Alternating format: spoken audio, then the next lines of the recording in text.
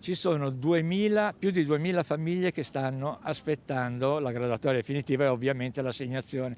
E qui c'è l'altra cosa da dire, che questo comune da aprile 2024 non fa più una assegnazione di edilizia popolare. Ora che la Corte Costituzionale ha dichiarato illegittimi gli articoli di una legge regionale toscana che per l'assegnazione di case pubbliche attribuiva più punteggio in base agli anni di residenza, la critica dell'Osservatorio Civico della Casa sulle politiche adottate dal Comune di Venezia si fa più acuta, perché a Venezia le assegnazioni sono ferme dopo che il Comune ha ricorso in appello contro una sentenza del Tribunale di Padova che aveva bocciato proprio i punteggi assegnati secondo gli anni di residenza in Veneto e a Venezia. E adesso con questa sentenza sarebbe davvero stranissimo che la Corte d'Appello emanasse una sentenza in contrasto con quella della Corte Costituzionale. Questo creerà probabilmente molti problemi, molte anche ansie e magari anche qualche rabbia nei richiedenti in condizioni di disagio abitativo che erano ai primi posti della graduatoria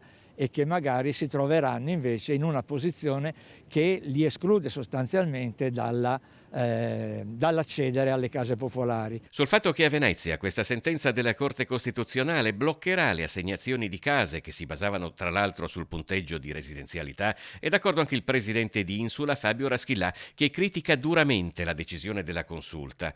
Che senso ha fare dei bandi locali pensati anche per aiutare ad avere una casa a chi vive e lavora sul territorio, sostiene Raschillà, se poi la residenzialità pregressa o dove uno vive e lavora non conta? Ma secondo Ocio, l'Osservatorio Civico per la Casa, è il Comune che ha insistito a scontrarsi con un principio che varie sentenze di tribunale avevano già chiarito. Dare punteggio alla residenza in quanto tale non ha senso, perché la casa è un servizio sociale che va dato a chi ne ha bisogno.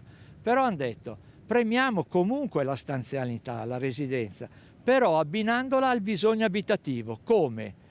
Dando dei punti all'anzianità di presenza della famiglia in graduatoria.